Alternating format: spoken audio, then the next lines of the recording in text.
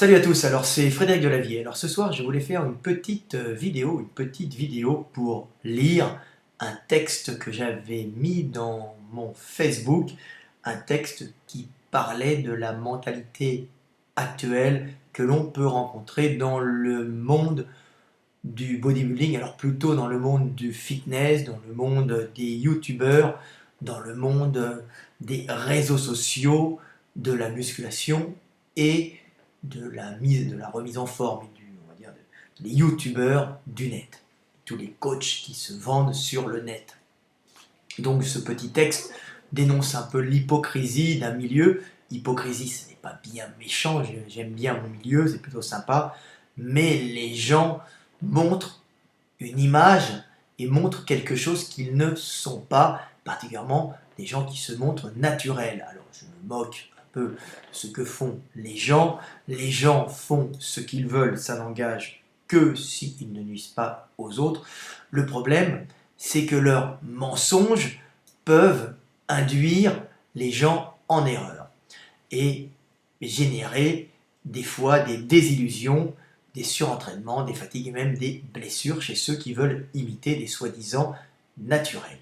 Alors voilà, j'ai fait ce petit texte et je vais vous le lire. Alors je ne suis pas un grand liseur, ce n'est pas ma spécialité, je préfère improviser, mais comme le texte avait été apprécié, pour les gens qui me suivent sur mon YouTube et qui ne sont pas forcément sur mes Facebook, je vais lire ce petit texte. Alors, ce qui est pénible actuellement, c'est l'hypocrisie ambiante qui règne dans le milieu du bodybuilding, et particulièrement au niveau des compétiteurs dits naturels ou de certains coachs ou youtubeurs. Je n'ai rien contre le dopage, c'est un choix personnel avec toutes ses conséquences, bonnes et mauvaises. Mais quand on a une certaine célébrité, faire croire à ceux qui vous suivent que l'on est naturel et que l'on a acquis son physique grâce à tel régime ou tel type d'entraînement acharné, c'est pousser les gens à faire de graves erreurs dans leur routine et leur diète. Un athlète dopé aux stéroïdes et autres hormones de croissance ne réagit pas du tout de la même façon à l'entraînement qu'un athlète naturel. Ces athlètes peuvent ainsi augmenter leur charge, leur nombre de répétitions ou de séries, pouvant même réduire leur temps de récupération entre les séries et pouvant tenir des entraînements bien plus longs et intensifs que des athlètes naturels. Malheureusement, de nombreuses vidéos d'entraînement ou de motivation ne précisent pas, et j'ai mis entre parenthèses, ce qui est normal vu la législation sévère contre les stéroïdes, que ces athlètes sont chimiquement boostés. Et de nombreux jeunes, voulant naïvement imiter leurs idoles, finissent à ce rythme en surentraînement ou blessés. Cette course à la notoriété et à la calorie pousse de nombreuses petites stars du net à user discrètement de produits interdits pour acquérir le physique parfait, physique qu'ils pourront vendre comme modèle de leur savoir et de leur technique d'entraînement. C'est une façon de survivre en utilisant la bêtise et la crédulité des gens, et le mensonge donc. Penser que l'on aura le physique de truc ou d'un tel en suivant sa routine d'entraînement, c'est de la bêtise. Vous voyez, la bêtise est des deux côtés, ceux qui suivent et ceux qui indiquent. On va dire plutôt que c'est de la malhonnêteté et de la bêtise de l'autre côté. Le physique dépend en grande partie de votre génétique et malheureusement, de plus en plus actuellement, de la chimie pharmaceutique. Le savoir et l'entraînement sont fondamentaux, mais un bon coach et un modèle d'enseignement ne se jugent pas à la masse sèche obtenue sous produit, à ses 6 packs ou à sa ligne parfaite. C'est bien plus complexe que ça. Et il ne faut pas oublier que l'essentiel n'est pas de ressembler à quelqu'un d'autre, mais de toujours essayer de progresser par rapport à soi-même, qu'on soit dopé ou pas. Voilà, c'était un petit texte pour mettre en garde les neuneux du net qui pensent que un bon coach est celui qui affiche le physique parfait, cut on ripped, avec des strips partout, des veines, avec une qualité musculaire parfaite. Alors, les gens qui pensent ça se trompent souvent, car beaucoup de youtubeurs, alors je ne dis pas tous, mais beaucoup de youtubeurs, alors c'est vraiment une mode d'abord anglo-américaine, hein, surtout américaine, beaucoup de youtubeurs de l'autre côté de l'Atlantique, hein, prennent des produits et se disent naturels, bien sûr, car ils doivent se vendre pour gagner leur vie. Et le naturel, ça a bon dos et c'est la mode. Alors on dit qu'on est naturel, on prend un peu de produits, même des fois beaucoup, on prend des accélérateurs de métabolisme, on prend plein de trucs et on se vante comme le super coach qui a trouvé la super technique pour avoir un corps parfait. Alors c'est un peu stupide, c'est aussi stupide c'est aussi stupide pour les gens qui suivent. Les gens qui suivent sont un peu idiots, hein. Mais on ne juge pas un homme, un enseignant, à son physique parfait, cut and ripped. C'est beaucoup plus complexe que ça.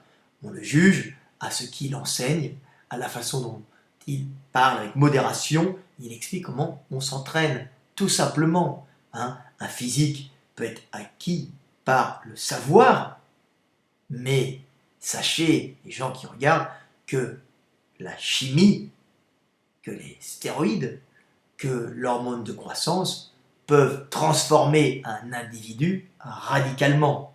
Alors c'est évident qu'à haut niveau, c'est celui qui a la meilleure génétique et qui s'entraîne le mieux, hein, au niveau du bodybuilding par exemple, et qui charge en plus un maximum, qui gagne. C'est un ensemble anabolisant au niveau du bodybuilding, hein, professionnel bien sûr, hein, et même amateur, c'est les stéroïdes, mais dessus, il faut déjà avoir une bonne ligne, vient ensuite l'entraînement. Hein.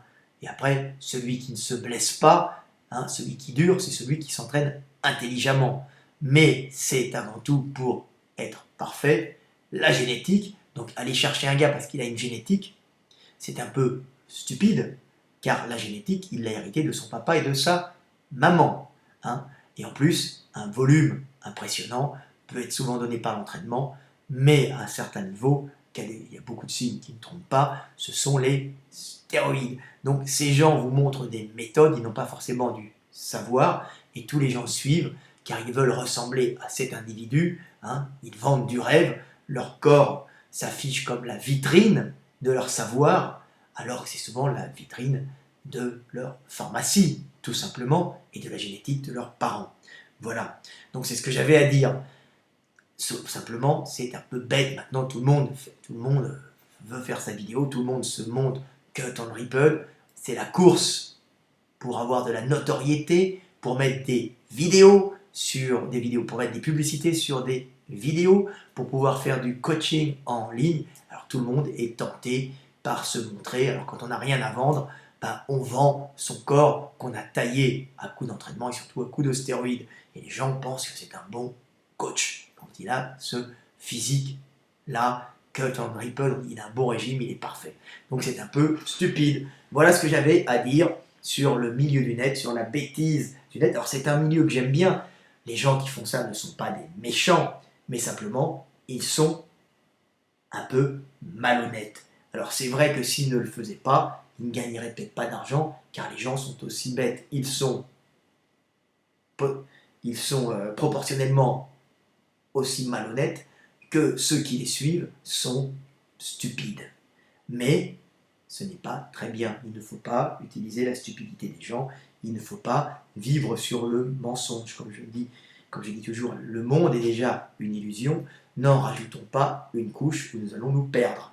Voilà ce que j'avais à dire. 9 minutes pour dénoncer un peu un système. Alors, ce qu'on peut dire, c'est que c'est dans tous les milieux pareil, hein, à tout niveau, on voit ce système du dopage, ce système de l'excès, on ment, on se maquille, on rajoute, on retouche les photos, on se montre avec Photoshop, hein, on exagère. Je pense que même Thibaut avait fait une petite vidéo rigolote où on voyait justement comment prendre une photo, donner l'impression qu'on est énorme. C'était très drôle, c'est un peu ça, c'est le monde de l'illusion pour vendre sa soupe.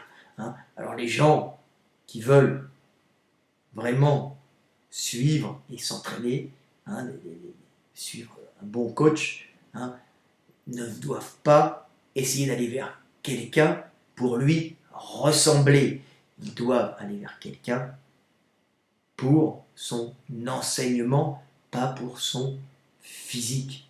On ne doit pas essayer de ressembler à quelqu'un, on doit essayer toujours de progresser par rapport à soi-même.